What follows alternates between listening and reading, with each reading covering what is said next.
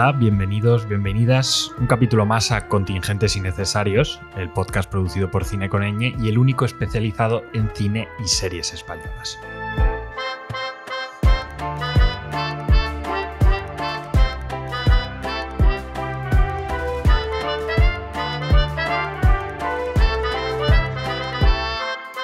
Hoy es de esos programas muy agradecidos de hacer porque venimos a hablar en profundidad de una película fundamental de la historia del cine español y un clásico de los años 60, La tía Tula.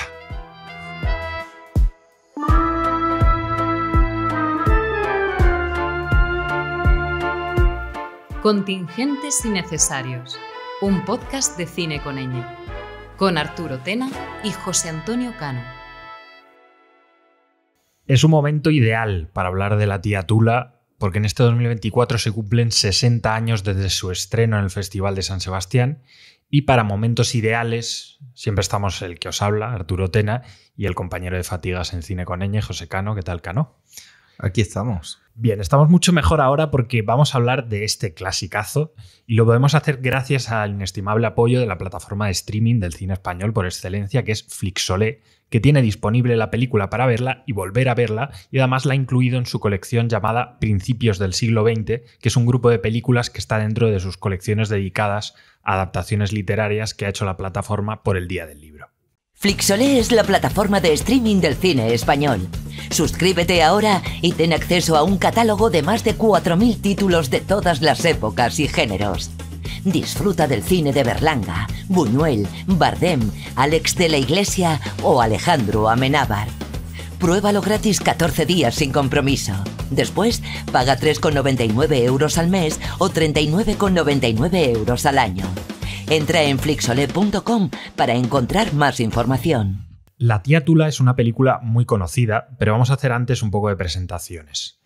La película se estrena en el año 1964 y está dirigida por Miguel Picazo, en la que fue su ópera prima. Está protagonizada por Aurora Bautista en el papel de Tula y por Carlos Estrada en el papel de Ramiro, que son los principales. Picazo escribió el guión junto a José Miguel Hernán, Luis Sánchez Enciso y Manuel López Lluvero, adaptando a la España de los años 60 la novela del mismo nombre de un tal Miguel de Unamuno, que publicó en 1921, aunque según el propio Unamuno, escribió casi 15 años antes. La película cuenta la historia de Gertrudis, Tula, una solterona de una ciudad de provincias que cuando muere su hermana Rosa pasa a vivir con su cuñado viudo, Ramiro, para cuidar de sus sobrinos. Y ahí se presenta el siguiente problema. Lo escuchamos. Verás. Tú sabes que yo he estado casado. Por otra parte, mis hijos. Lo he pensado mucho últimamente. Tula, no podemos seguir así. Mira, casi no me atrevo a decírtelo. Tula, creo que debemos casarnos. Tú y yo vivimos juntos. Te leo a diario. Ramiro, por Dios, mi hermana. Sí, tanto Ramiro como todo el pueblo, en realidad, esperan que se dé eso que se llamó sororato, ¿no? Que un viudo se case con la hermana de la ya fallecida. Pero Tula, y ahí está el problema, se niega por entender que sería una falta de respeto a la hermana y a ella misma, en realidad, ¿no? La película habla del papel de la mujer en la España de la época y de la represión sexual tan grande que resonaba bastante en la moral franquista de entonces. Podemos decir que La tía Tula tiene un contenido sexual incluso explícito, casi siempre es implícito, pero incluso llega a ser un poco explícito, poco habitual para lo que estaba acostumbrado, ¿no?, en el cine español de la época. Que si había alguna lectura de ese tipo, pues tendía a ser mucho más sutil. Este proyecto, por tener esa parte, que estaba en la novela, pero no tan evidente como se ve en la película, tuvo muchos problemas. Miguel Picazo, que no tiene suerte con la mayoría de sus proyectos personales, hay que decirlo, se pasa un tiempo moviendo el guión que le llegan a rechazar, por ejemplo, Procusa, la productora asociada al Opus Dei, que según él contó, pues le llegan a responder incluso que no solo no se lo van a producir, sino que van a intentar evitar que lo produzca nadie más en España, ¿no? Imaginaos hasta dónde llegaban las implicaciones sobre la idea de la familia española que se deducían del guión que hoy evidentemente nos parecen desfasadas o incluso ingenuas, pero que para ese momento resultan escandalosas. Aquí podemos escuchar este fragmento muy inicial de la película en el que se hace evidente ese conflicto. ¿Sabes, cuñada, que estás muy guapa? No me extraña que Emilio esté enamorado de ti. Qué poco tacto tiene. No le basta con ponerse en ridículo. Mujer, no. Yo lo encuentro muy natural. No, no lo es, Ramiro. ¿A santo de qué tiene que meterte en la danza? Tula, soy de la familia.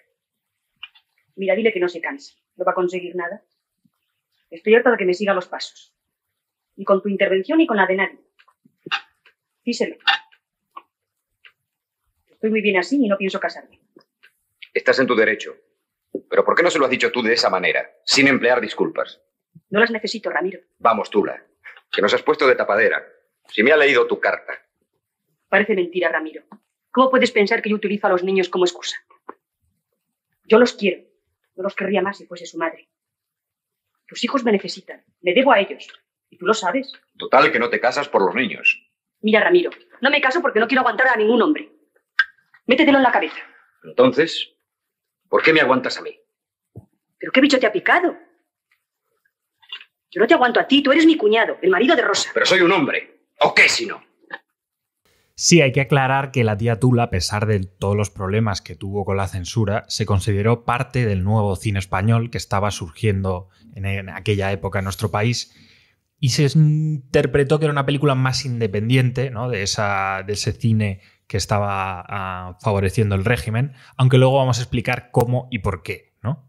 En 1962, José María García Escudero se había convertido en director general de cinematografía y teatro, y parte de su trabajo iba a consistir en intentar aplicar las reivindicaciones del sector que se expusieron o que se hicieron explícitas de forma bastante notoria en lo que se llamó las conversaciones de Salamanca, que fueron en el año 1955, es decir, casi 10 años antes de la tía Tula. Y en 1963 había presentado García Escudero unas normas de censura cinematográficas, unas nuevas leyes de censura, vamos a decirlo así en pocas palabras, que pretendían abrir un poco la mano, ¿no? Pero aún así mantenían un control muy férreo sobre los contenidos de carácter político y polémicas sociales, ¿no?, que se pudiesen tratar en temas religiosos, etcétera, que es donde apuntan algunas de las críticas sociales que vemos de forma soterrada en la tía Tula. Sí, ahora hablamos un poco más del nuevo cine español, ¿no?, que es la generación de directores a la que pertenece Picazo, tanto por edad como por formación. Pero cerrando un poco esta parte de la censura, Picazo consigue producirla con Surco Films, que de hecho es una productora pues, que nace prácticamente con la tía Tula, y al ir a estrenar se encuentra con que le meten hasta 8 cortes de la censura que acortan la película, ¿no? Valga la redundancia, porque es que una de las escenas tiene hasta 6 minutos, ¿no? Nada menos, imaginaos. Todo esto lo cuenta años después Picazo, bastante después. Y él contó también pues, que por lo que él sabía implicó la destrucción de los negativos. O sea, sería imposible recuperarlas y no ha habido ni habrá una edición sin censura de la tía Tula. No sabemos exactamente. Él a veces cambia la versión. Él alguna vez ha dicho como que le dejaron la película en un tráiler y otra que, bueno, que en realidad lo básico, la intención básica del guión, se respeta bastante. De hecho, podemos decir cómo sería lo que se eliminó porque para la época alguna escena es bastante escandalosa. Fijaos lo que entendía el régimen, ¿no?, en los años 60 por abrir la mano, además con esa oposición del Opus Dei, con el poder que tenía en la época. Se intenta frenar incluso su presentación en festivales, pero no sale muy bien porque se acaba estrenando en San Sebastián. Incluso Picazo se lleva el premio a la mejor dirección ex aequo. Y el estreno en salas, bueno, no es un gran éxito, pero tampoco le va mal. Llega al 500.000 de espectadores, no es un fracaso. Sobre todo el gran éxito va a ser que cuando lleguen las medallas del Círculo de Escritores Cinematográficos, los premios más importantes del cine español en la época, se va a llevar hasta 8, incluyendo película, dirección, actriz y actor, ¿no? Se llega a estrenar en algún país en Estados Unidos. Esto es un hito tremendo para el cine español de la época y se ve que los críticos de Nueva York pues, le dejan buenas críticas, ¿no? Es una película que en su momento va a destacar, aunque incluso tenga esos problemas con la censura. No es que la recuperemos ahora, es que en su momento es una película que tiene bastante nombre. Sí, además incluso se sabe que la película no pudo optar a la nominación al Oscar, cosa que, viendo el recibimiento que estaba teniendo en Estados Unidos, habría sido una posibilidad, ¿no? Y sí, hay que pararse un poco ahora a poner en contexto esta película porque sirve mucho para entenderla, ¿no? Porque una parte de su forma de mantenerse en la memoria colectiva durante 60 años, que ahora celebramos, y ya en su momento lo era, ¿no? Es porque se inserta en el llamado nuevo cine español. Esta etiqueta abarcaría más o menos, este es el consenso, ese mandato de García Escudero que hemos dicho antes. Y si por colocarlo en fechas, aunque bueno, siempre se puede discutir, siempre se puede bailar en ese rango, ¿no? Entre 1962 y 1968. Esa es la época en la que debutaban una serie de directores, una nueva generación que iban a cambiar la cara del cine español que se hacía entonces, con una supuesta menor intervención de la censura, como hemos dicho, y que se acercaba más al tipo de cine de autor que se hacía en Europa en aquel momento, ¿no? Más que a las comedias, al cine histórico, religioso, folclórico, que era el que promocionaba mucho el régimen, ¿no? Es verdad que la del nuevo cine español es una definición problemática, y que yo creo que esto es de lo más interesante para hablar de La tía Tula y de Picazo, porque se habla mucho de cómo el régimen, a pesar de censurar y reprimir la obra de estos autores, luego se aprovechó propagandísticamente de su éxito internacional para blanquear un poco su imagen y terminó hasta por promocionarlo directamente, ¿no? Utilizando la propia etiqueta en estamentos oficiales del franquismo, para dar esa imagen de que España era un país ya moderno, de que aunque el franquismo siguiese vivito y coleando, permitía, digamos, que España ya estuviese en otra época, ¿no? En otra etapa que era diferente a la de la autarquía, más cerrada, etcétera, ¿no? Y por otro lado, es verdad que es complicado también definir el nuevo cine español como un movimiento. Es decir, no se sustenta sobre ninguna tesis o ninguna base intelectual, teórica, cinematográfica o artística que lo apoye. Es decir, no hay, o sea, no es dogma, no son movimientos cinematográficos que estén apoyados en una estructura de, bueno, vamos a hacer esto, ¿no? Esta es nuestra propuesta para revolucionar el cine español. Son películas en realidad muy distintas entre sí, con una línea que tampoco rompía del todo con lo que ya estaban planteando Berlanga y Bardem en cuanto a esa crítica social sibilina que se hacía entonces, ¿no? Para explicarlo todo esto, yo creo que es interesante escuchar dos testimonios de gente que sabe bastante más que nosotros, que son Víctor Erice, que perteneció a esa generación, y Fernando Trueba, que aunque vino bastante más tarde, también sabe mucho de cine español. Dentro de esos condicionamientos, ¿no? Pero que sí aportaba en cierto modo una mirada nueva, ¿no? Una mirada distinta, ¿no? Conciliadora, pues probablemente. Porque de por medio no había grandes declaraciones de principios, ¿no?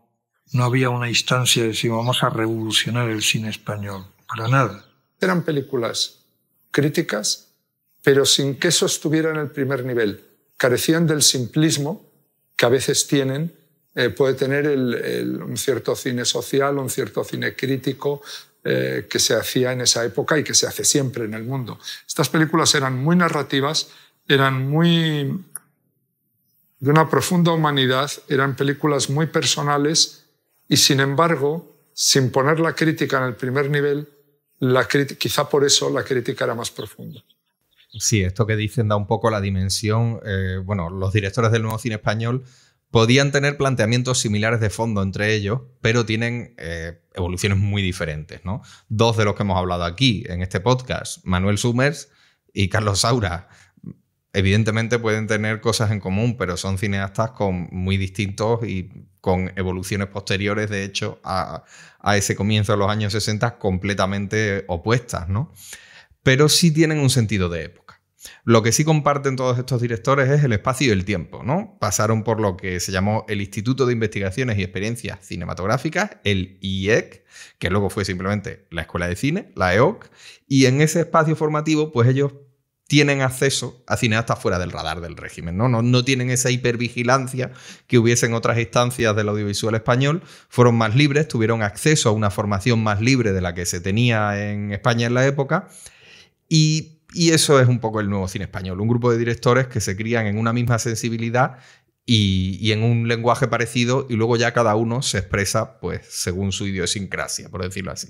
Sí, ya dominaban la técnica y ya eran capaces, digamos, de incluirse dentro de, digamos, esta generación que se puede decir que pertenecía a la burguesía española de entonces. Y ahí están Picasso, Summers y Saura, que ya los hemos dicho, pero también Basilio Martín Patino, que dijo, por cierto, que el nuevo cine español en realidad nunca existió como tal, ¿no? O sea, comparte esa lectura de que es una etiqueta un poco impuesta por la época y por interés, ¿no? Pero también están Mario Camus, Angelino Fons, Francisco Regueiro, Julio Diamante, Erice, como hemos dicho, o José Luis Borau, que no lo solemos asociar tanto con esta etapa porque le pasa un poco como a Saura, que fue profesor de varios de ellos, es decir, por edad, Borau, Saura y luego Picasso también, que era también un poco mayor a alguno de estos cineastas más jóvenes, tardaron quizás, eso, sobre todo en el caso de Borau, un poco en incorporarse, ¿no? a esta nueva ola, aunque en realidad por nociones y tipo de cine comparten, ¿no? mucha de estas inquietudes, ¿no?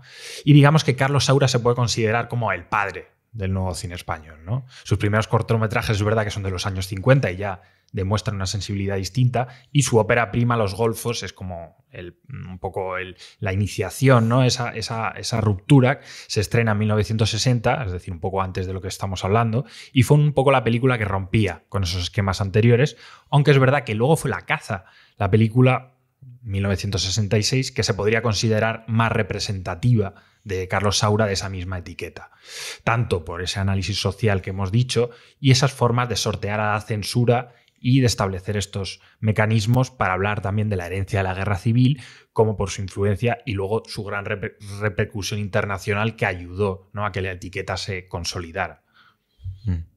Hay una cosa que es crucial al final en el nuevo cine español y que va asociado a lo que comentamos de la escuela.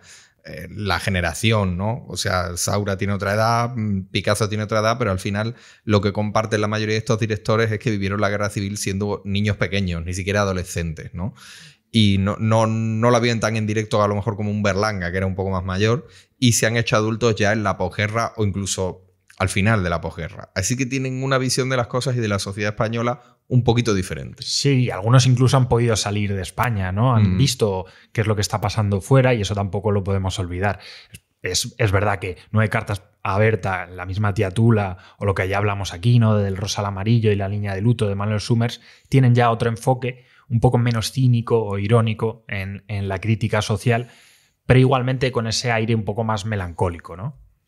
Y ahí están como características compartidas que ya decimos que es esto hablar de características del nuevo cine español es muy discutible, digamos que son cosas tenues, pero está esa primera influencia del neorrealismo, ¿no? que se puede ver en Los Golfos, al menos en esas primeras películas, ¿no? y en las prácticas de Liek, que son muy, muy interesantes. Y luego se puede citar esa propensión, ¿no? por esta esencia más simbólica y una dimensión estética más refinada, ¿no? sobre cómo se podría construir y experimentar el lenguaje cinematográfico. Y luego, en cuanto a los guiones, se intentó mantener, también un poco por interés, porque era más fácil acceder a las ayudas si se hacían adaptaciones, esa querencia, ¿no? del franquismo por la base literaria, como es el caso de La Tía Tula. Pero ya era distinto, ¿no? Estos directores se fueron a adaptar novelas contemporáneas un poquito más atrevidas y un poco más realistas, y también adaptar los textos, como es el caso de La Tía Tula, un poco más conflictivos de los autores de la generación del 98, ¿no? como es el caso de Unamuno. Pero en general, esta época, y el propio Saura también ha hablado de ello en varias ocasiones, tiene toda esta contradicción, ¿no? Porque las instituciones culturales puramente cinematográficas, como la Dirección de Cinematografía que llevaba García Escudero, realmente intentaron dar más libertad para tener una novel vague a la española, pero luego desde la Iglesia o desde el régimen se cortaba mucho todavía. Es decir, todavía entraban en conflicto todas estas fuerzas que en realidad es eso, explican un poco que las cosas nunca eran tan sencillas ni tan uniformes como muchas veces nos las planteamos en la cabeza, y que estas etiquetas en realidad no explican del todo qué es lo que estaba pasando, ¿no? que es un poco más complicado. Y al final el ministro que nombra a García Escudero es Manuel Fraga, que entonces era un joven político emergente que quería vender esa imagen de modernidad de España, pero cuando el cine se pasaba un poco de moderno o se parecía demasiado a lo que se estaba haciendo en Francia o en Italia, que eran las mayores influencias de los directores españoles por cercanía y por tipo de películas que veían, se les cortaban las alas, ¿no? Sí, aún así, con toda esa artificiosidad de la etiqueta para los propios implicados, ¿no? Ni siquiera es algo desde fuera, sino que ellos mismos dicen, bueno, y de todas las cortapisas de la censura, que durante 40 años se la encuentran todos los directores de cualquier etapa, es obvio en La tía Tula ese deseo de representar las contradicciones de la sociedad española, y de hecho es lo que hace que la película funcione. No es que sea un grandísimo éxito de público, pero aunque es un gran éxito de crítica, y sobre todo va a ser una gran influencia en cineastas que van a ir detrás. Un admirador de La tía Tula es José Luis Borau, pero otro es Alejandro Amenábar, por ejemplo, y por eso Picazo hace su papel en Tesis, ¿no? Que todo el mundo conoce, o en otras películas de sus amigos, también aparece en El espíritu de la colmena. Y por hablar un poco de Picazo, bueno, y de su carrera, ¿no? Antes de meternos en la película, que es un cineasta muy influyente, mucho más influyente de lo que a veces parece. Él es de Cazorla, pero se cría en Guadalajara. Eso explica también que ruede allí La tía Tula, ¿no? Está queriendo reflejar ese mundo tan cerrado de la España de provincias de la época. Y la película le va a dar muchos premios, pero tampoco tantas satisfacciones como la habría querido, ¿no? No ve el montaje que él quería.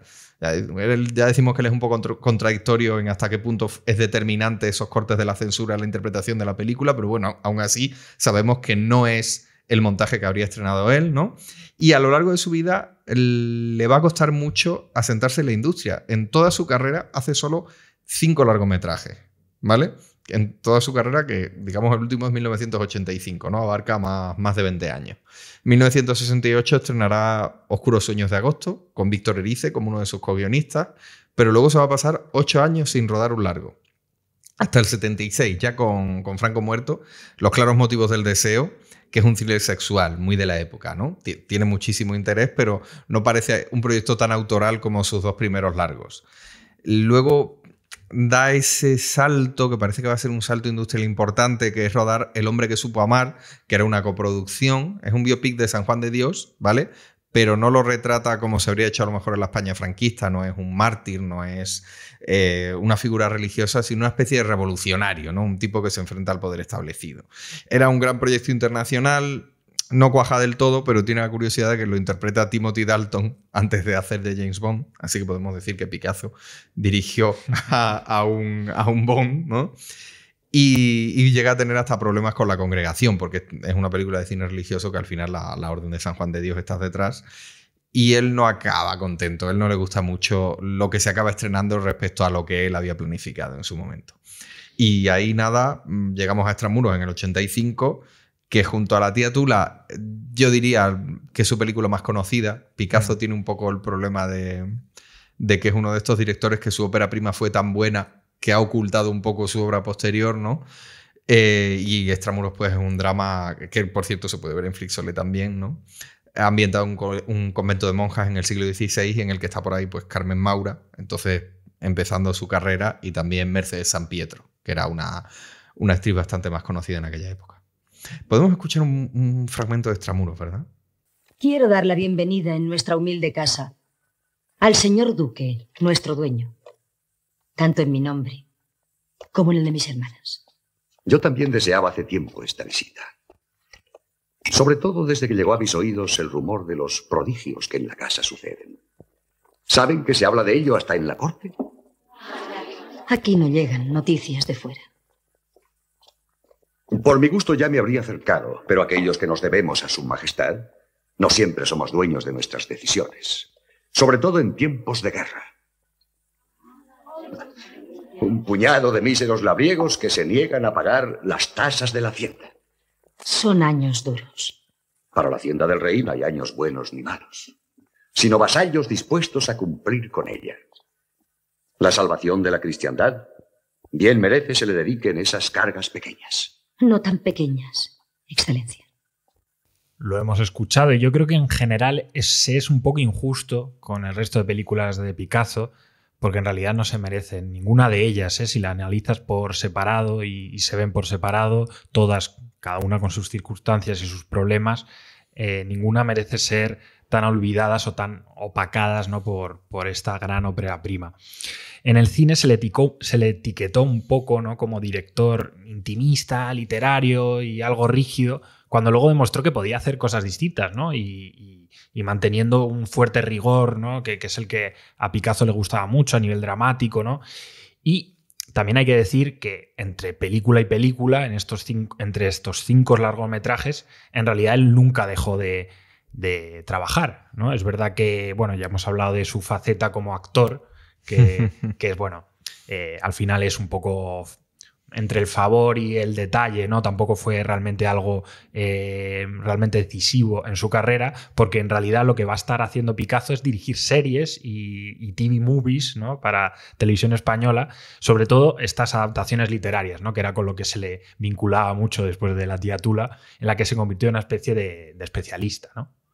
Sí, yo diría que la más célebre es la miniserie de las sonatas, ¿no? La adaptación de las sonatas de Valle Inclán, que con Manuel Sierra interpretando al Marqués de Bradomín y que se estrena pues, en los años 80, que es la época de las grandes adaptaciones lujosas, ¿no? de televisión española. O sea, no es un director al que le va a faltar el trabajo. De hecho, era un profesional bastante contrastado, pero lo que él no pudo nunca hacer un proyecto controlándolo completamente, ¿no? Haciendo lo que él hubiera querido.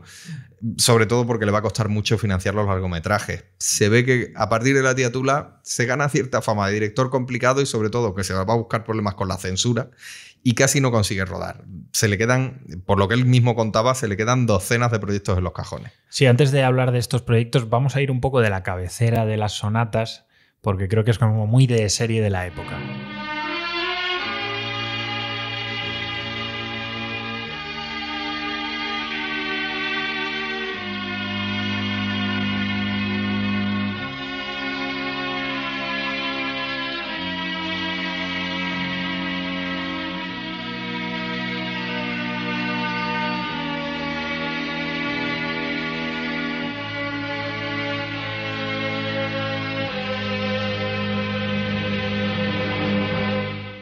Sí, el caso más célebre de un guión de Miguel Picasso, que nunca pudo ver la luz, es Jimena.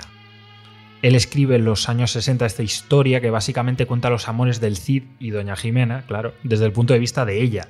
Sobre todo la parte más complicada de asumir de la leyenda, ¿no? del Cid, que es la muerte del padre a manos de Rodrigo. Lo termina cuando se está rodando el Cid de Anthony Mann en España, el de Charlton Heston, ¿no? Y lo mueve durante mucho tiempo, pero sin conseguir la financiación necesaria para poder hacerlo. Cuando supimos cómo era el guión, que se pudo publicar completo en 2005, vimos, ¿no? cuál era un poco el valor de esta película, que realmente era de una gran complejidad, muy ambiciosa, ¿no? Y gracias a la Diputación de Jaén todavía podemos saber cómo era la idea, ¿no? de este gran proyecto de Picasso. Sí, digamos que lo que implicaba, porque tampoco era un guión escrito en tiempos de Franco, no era tan explícito como habría sido a lo mejor escrito 10 años más tarde, pero todo lo que se manejaba sobre el deseo femenino, la familia o la misma figura del Cid, que se desmitificaba un poco, ¿no? Pues tampoco le gustó mucho a la censura y ningún productor se arriesgó a producirla, ¿no? Simplemente, bueno, a partir de los 70-80 pues ya no era tan revolucionaria, no tenía el mismo impacto y a nadie le volvió a interesar. Sí, es verdad que se quedó allí un proyecto que quizás se quedó entre épocas, ¿no? No consiguió realizarse por... Quizás si hubieses planteado 10 años antes habría pasado de cualquier forma por la censura y quizás se hubiese podido hacer, pero eso, en una España ya moderna era un tema, ¿no? que se vinculaba mucho aún al cine del franquismo y no interesaba tanto, ¿no? Y bueno, con estos proyectos frustrados cerramos con esto de presentar a Picasso, que es uno de esos cineastas que, lo hemos dicho ya, ¿no? Su ópera prima es tan relevante que ha tapado un poco el resto de una carrera muy interesante. Pero vamos a centrarnos ya de lleno en la película y vamos a hablar de La tía Tula. Vamos a meternos en harina escuchando la mítica ya banda sonora de la película.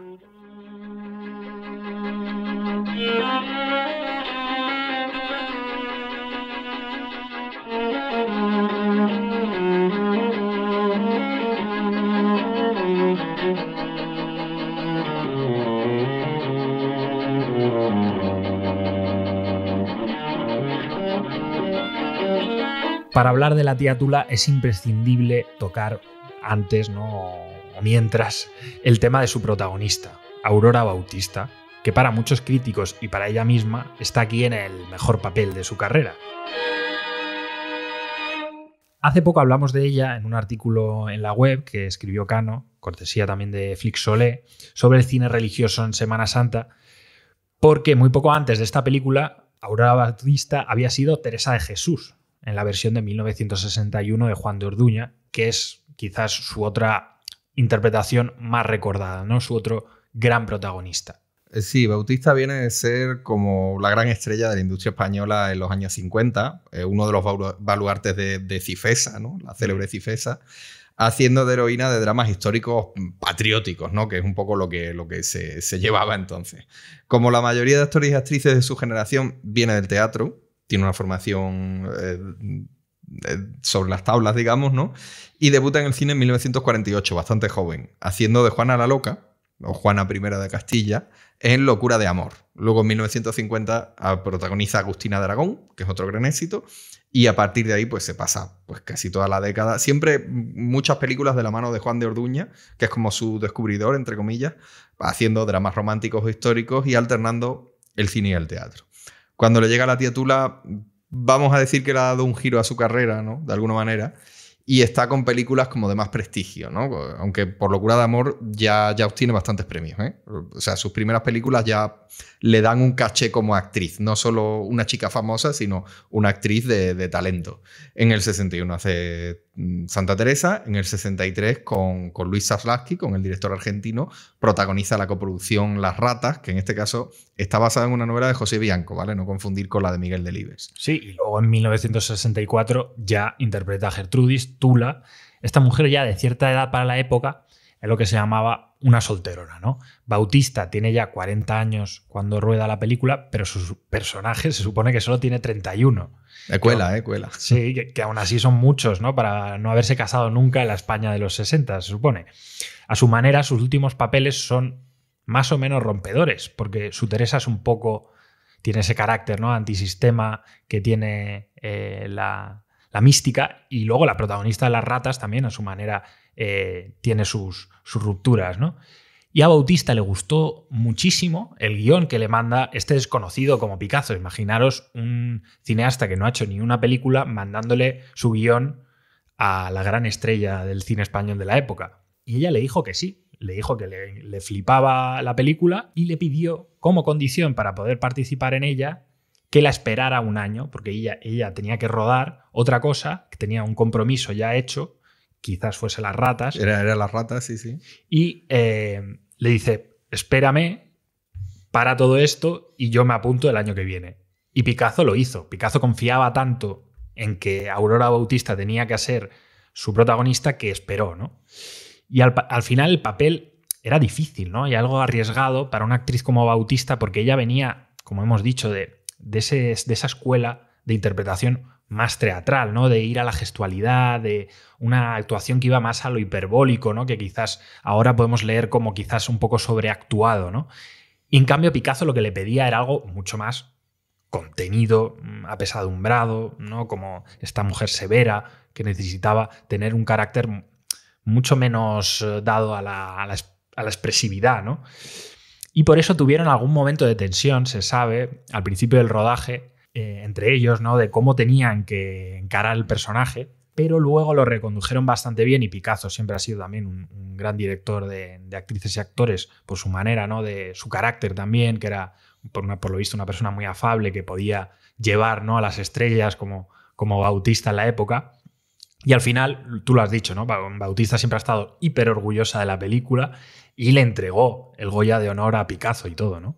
Sí, al final el papel de Bautista con Tula es el de representar la represión sexual. Fíjate que en Las Ratas hace de una mujer que se hace amante del hijo de su marido, ¿vale? Eso era muy, muy, muy rompedor para entonces. Bueno, muy en elipsis todo como se podía representar en el cine de la época. Y aquí está con ese papel tan restringido que viven las mujeres en la sociedad, sobre todo no te vayas a Madrid o Barcelona, sino a lo que se llamaban entonces provincias, ¿no? A la España interior. Ella tiene completamente interiorizado, Tula, el personaje, que su obligación es cuidar de los sobrinos y del cuñado, y porque además ella misma, su deseo de ser madre lo ha visto frustrado por diferentes razones. Pero también está reprimiendo completamente su sexualidad. Ella entiende que casarse con el viudo es una traición a la hermana, casi que casarse con cualquiera, y se resiste, todo el mundo la presiona. De hecho, es asfixiante, ¿no?, cómo se reproduce el ambiente de presión sobre Tula para que acceda a casarse con Ramiro.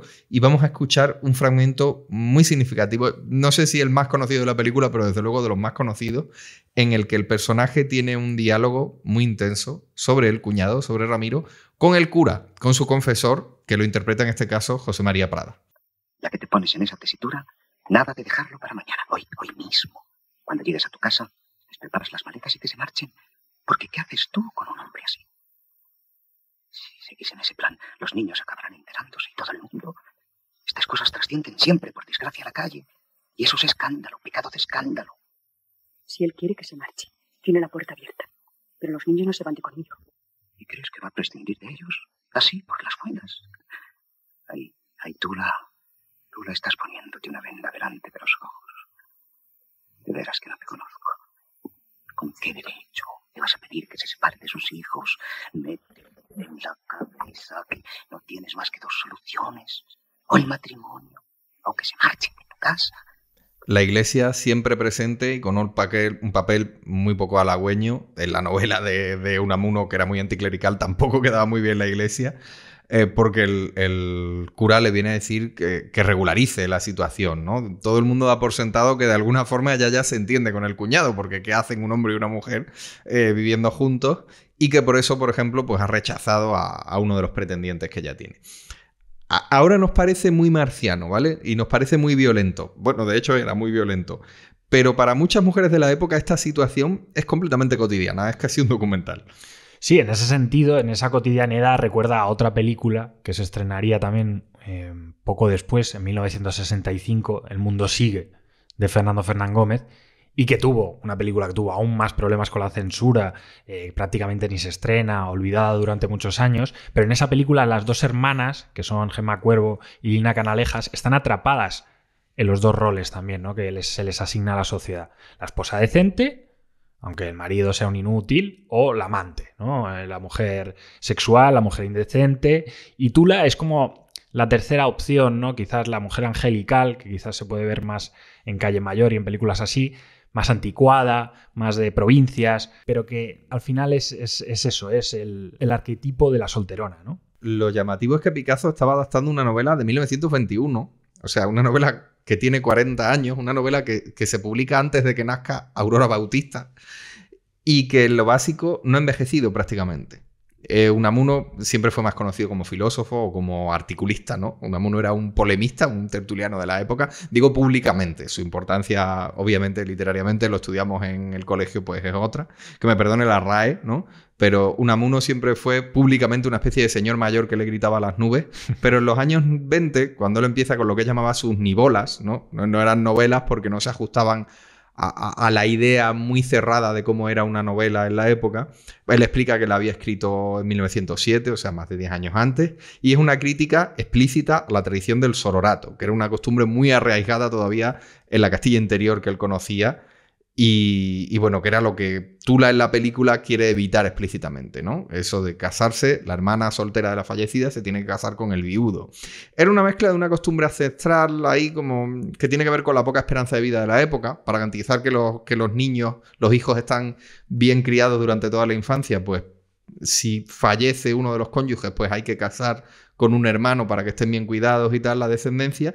Y también es una costumbre económica. Esto hay que tenerlo siempre presente en toda la literatura de principios del siglo XX. Todas estas cosas que leemos como tragedias pasionales, como puede ser Bodas de sangre de Lorca, en el fondo son arreglos económicos para conservar las tierras, para conservar la casa, ¿no? Es como un inverso del levirato bíblico, del levirato medieval, cuando los hijos en la Biblia, ¿no? Me voy a ir mucho aquí del tema, los hijos de Judá se van casando con la viuda del hermano mayor para garantizar que acaba teniendo descendencia. Pues lo mismo, hay un trato económico y lo tenemos que mantener, así que si se muere una hija, entra la otra. Sí, o sea, esto nos suena ya como muy anticuado para los años 60, estas nociones bíblicas, pero en realidad no lo eran tanto, ¿no? Y Picasso le suma la represión sexual de la moral nacional católica, que era la imperante en la España franquista de entonces, ¿no? Que encierra al personaje de Bautista y al de Carlos Estrada en todas sus contradicciones, ¿no? El guión en eso es muy, muy sutil y es muy capaz de mostrarte este tipo de agobios, ¿no? Que sufre el personaje de Tula de una forma muy, muy, muy precisa, ¿no? Pero a la vez muy, muy sibilina. Y la interpretación de Bautista también, ¿no? Nos deja claro que en parte es algo que pasa por las propias apariencias. Y aquí es donde hay que volver a alabar el trabajo de la actriz y el de Picasso para enfatizar esos momentos dramáticos y saber aprovecharlos luego en favor de la película. Porque, excepto en una escena, una de las más famosas también de la película, que es muy violenta, que es la casi violación, tenemos otras en las que ella le pide a Ramiro que se cubra. Un comentario, ¿no? Que pasa por casa en camiseta interior y le dice, tápate un poquito, ¿no? Que parece casi inocente ahora, pero que, bueno...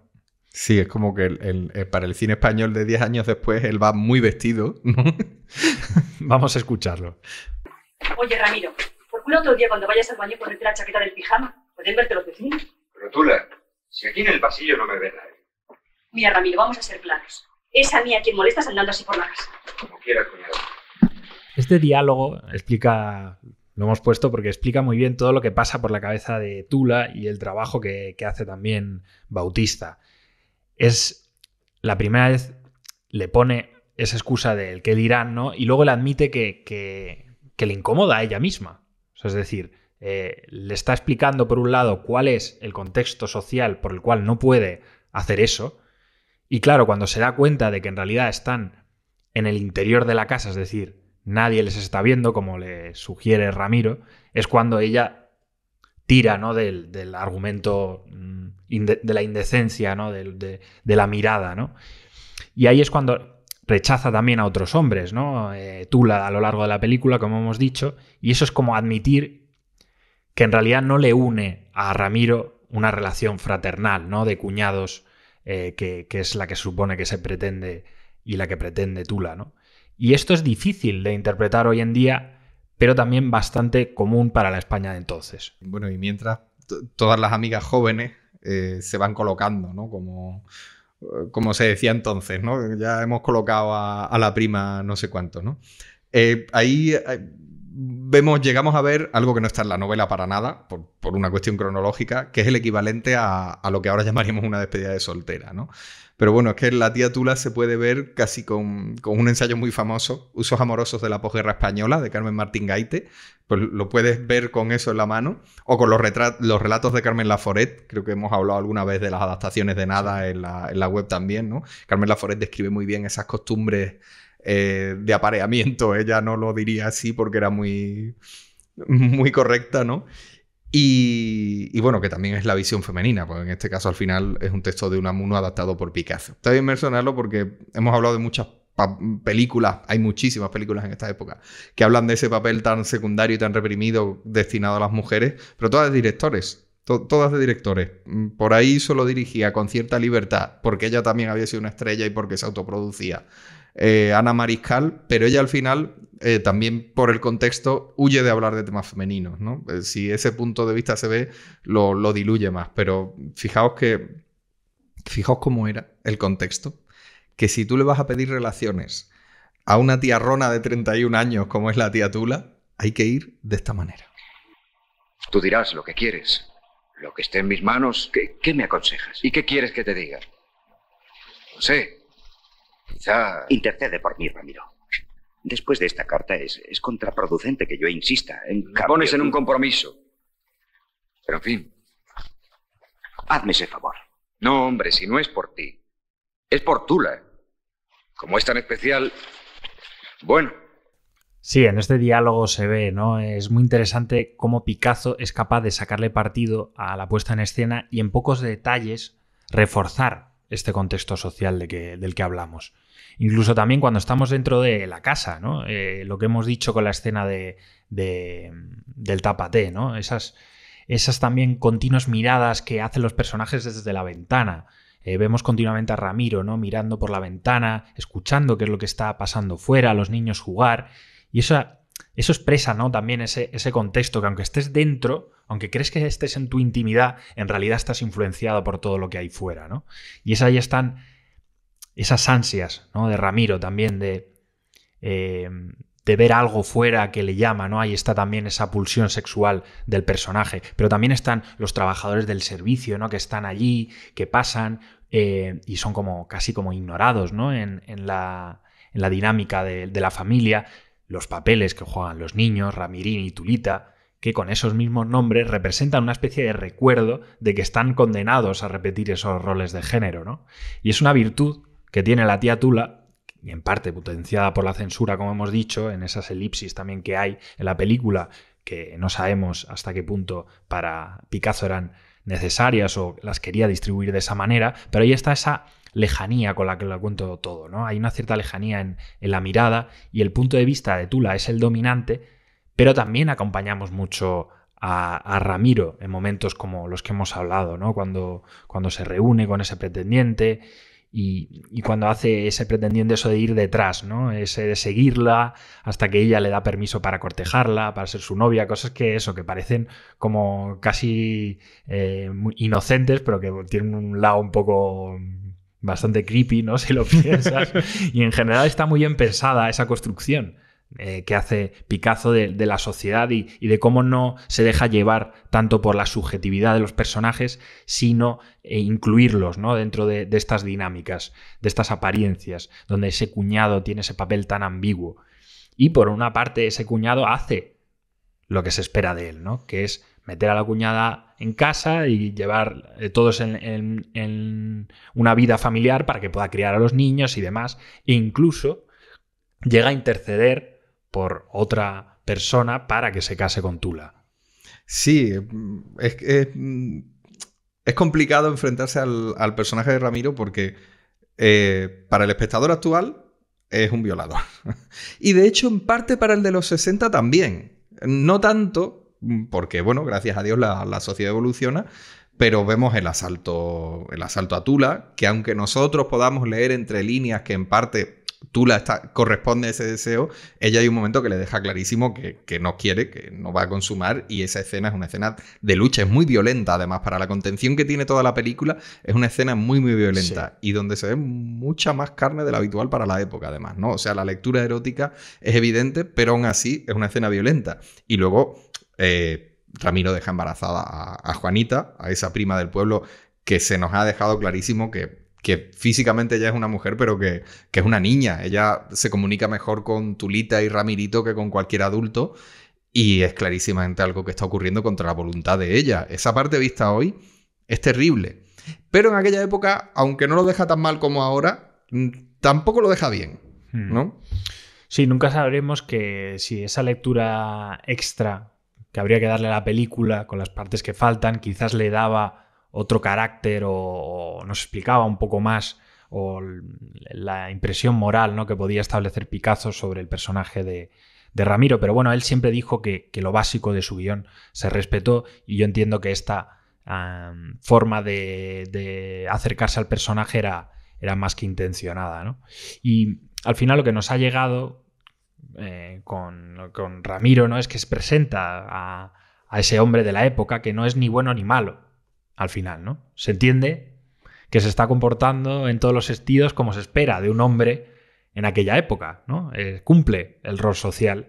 E incluso cuando intenta convencer a Tula de casarse, parece que como que lo hace como de, bueno, es algo que tiene sentido, ¿no? Es como un razonamiento lógico que en el contexto de la película es algo totalmente razonable lo que le está pidiendo Ramiro a Tula, ¿no? Es una transición, es un contrato, no le está pidiendo matrimonio, claro. Le está, ¿cómo vamos a regularizar esto? Claro, vamos a explicar que esto es así, ¿no? Entonces establecemos las normas simplemente, ¿no?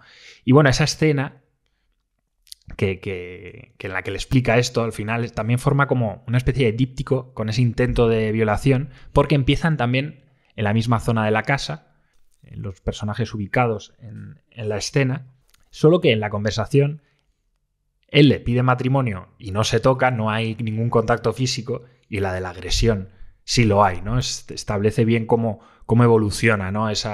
esa relación hasta llegar hasta la agresión, ¿no? Y ahí está la insatisfacción sexual de Ramiro, ¿no? Convencido de que tiene derecho casi biológico a tener relaciones sexuales cueste lo que cueste, ¿no? Que es lo que hoy podríamos definir como cultura de la violación y que Picasso deja claro en 2 secuencias.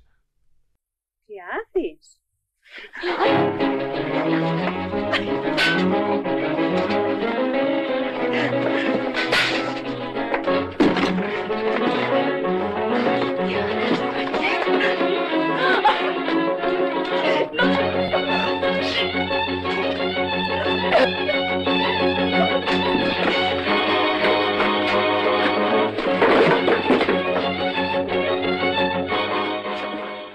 Sí, lo mismo que hemos dicho antes, ¿no? Es una ópera prima que no lo parece por el detalle con el que está planificada y trabajada. Es realmente brillante.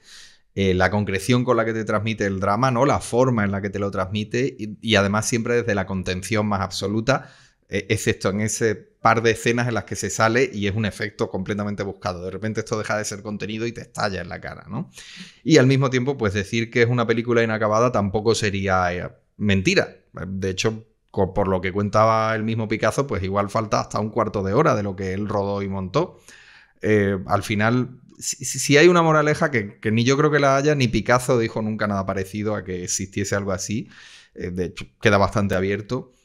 Pero la película de alguna forma te está diciendo que Tula se queda sola porque se ha equivocado. Porque ella misma se ha colocado en una posición social tan ambigua que no queda más remedio que ocurra eso. El final es desgarrador, ¿no?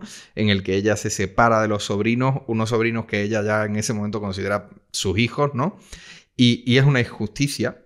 La película lo presenta en parte como una injusticia, pero como una que ella se busca por no consentir las intenciones del cuñado.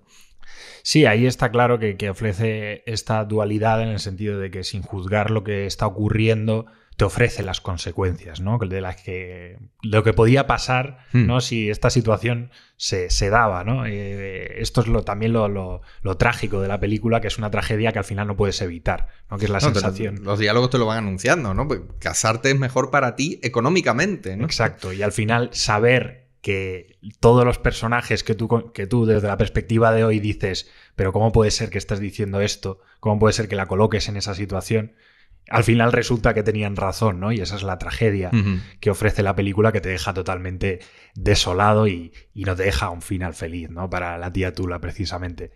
Y bueno, no sabemos si es spoiler, porque hablamos de una novela que ya tiene más de 100 años, una película que este año cumple 60 y lo celebramos. Pero bueno, ya lo sabéis o dejad de escuchar ahora mismo el podcast. Bueno, hace 2 minutos por lo menos. El personaje principal acaba solo y sus sobrinos, que son hijastros, aunque ella no lo admite en realidad, ahí son separados, ¿no? Y en general creo que esto es interesante, ¿no? Si planteas si la tía Tula podría haber sido distinta o no, quizás se habría enfatizado más ciertos aspectos, pero creo que justo esta ambigüedad, esta dualidad y esta tragedia se habría mantenido seguro, ¿no? Al final volvemos un poco a 2 películas que hemos mencionado ya y que son casi coetáneas, ¿no? La calle Mayor y La niña de luto, que La niña de luto hablamos de ella aquí también cuando hablamos de Manuel Summers, que si sigues la moral bien pensante, de una forma u otra, acabas en la soledad y en la infelicidad más absoluta. Vayas por el camino que vayas, ¿no? El retrato que nos ofrece de los hombres, visto desde hoy sobre todo, es muy problemático porque parece que son animales que solo piensan en una cosa. Tula se lo llega a decir a Ramiro, tú no me quieres a mí ni querías a mi hermana, tú solo piensas en lo que piensas. En eso, dicen. Sí, pero es que ellos tampoco te creas que tienen muchas opciones. Ellos la única forma que tienen de escapar de esas reglas es marcharse del contexto en el que viven. Y ellas solo tienen 2, o consentir o quedarse solas. Absolutamente. Ahí queda, ¿no? Estas reflexiones finales sobre un clásico y un testimonio de una época, un drama tremendamente bien escrito y descrito en las imágenes. La tía Tula es una película que, como todos los clásicos, siempre te deja esa lectura pendiente, ¿no? Ese detalle nuevo que descubrir cada vez que la ves. Y bueno, tenemos la suerte de poder hacerlo cada vez que queramos en Flixolé. Por nuestra parte, la volvemos a recomendar siempre y una vez más desde aquí, y nos despedimos por este podcast. Recordad también que podéis suscribiros a Cine con Ñ y así apoyaréis este trabajo.